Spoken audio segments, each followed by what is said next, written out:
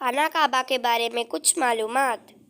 خانہ کعبہ کو تعمیر ہوئے تقریباً 4000 سال ہو گئے ہیں۔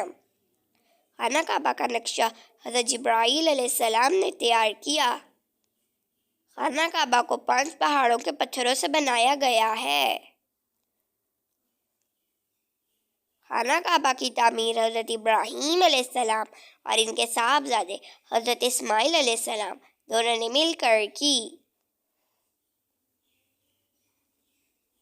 حجر اسود خانہ کعبہ کی مشرقی سمت میں ہے۔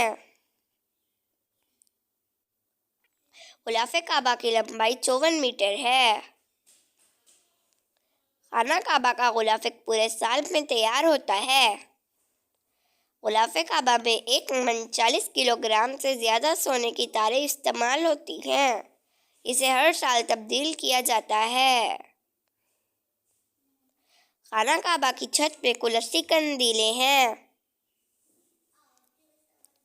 پہلے خانہ کعبہ عوام کے لیے کھلا رہتا تھا۔ پہلے خانہ کعبہ عوام کے لیے ہفتے میں 2 مرتبہ کھلا رہتا تھا اور کوئی بھی خانہ کعبہ کے اندر داخل ہو کر عبادت کر سکتا تھا، لیکن موجودہ زمانے میں زائرین کی تعداد میں زیادہ ہونے اور دیگر وجوہات کی بنا پر اب خانہ کعبہ کو سال میں صرف 2 بار کھولا جاتا ہے اور صرف اعلیٰ شخصیات اور خاص مہمان ہی داخل ہو سکتے ہیں۔